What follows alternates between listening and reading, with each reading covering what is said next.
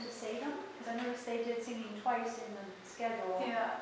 Are they actually able to, because I know there can be a difference between singing and speaking. Yeah. And that's obviously doing part of the brain.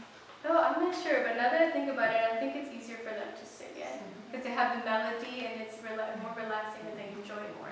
Than feeling like forced to say a word, you know.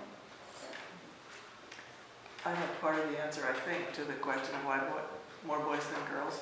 Since one of the major components frequently of an individual with autistic issues is verbal ability. And females are pretty much automatically more verbal. Because, well, especially when they're little, especially when they're small. It may be that they're, I don't want to say immune, but a little less likely to be affected by whatever part of this is genetic. The environmental part probably is just the same for both sexes, but I bet you the genetic part is boys are more prone because they're less verbal early anyway. And so then you add that, you layer this on, and there you are. Stella, was there different purposes? Like, did they have different goals at the two different daycares or centers that you went to? That's the first part. And the second part is, which one did you like better, or did you think was more effective? They had similar goals. Both centers wanted to help children speak well and be able to have social interaction with other kids.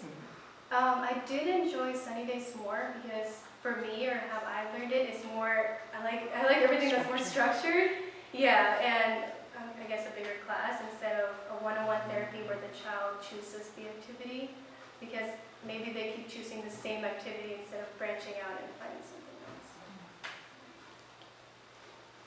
Did you get to ask any of the teachers at either of these centers how they went into this line of work and what sort of training they needed to go through? Training, usually, well, once you're already a therapist, I don't know how they become a therapist, once they become a therapist, they have to go through a lot of therapy because these are special needs kids, they're different. They need to know how to react when a child is throwing a tantrum. It's different. What I did notice is that they're all so patient with them.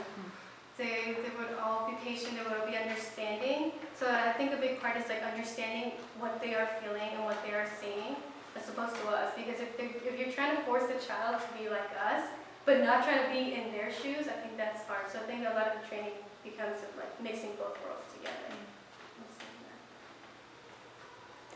Your brother's name's Anthony? Yeah. Okay, so did you find when you came home, was it different for you with Anthony? How did that work? Like after Yeah.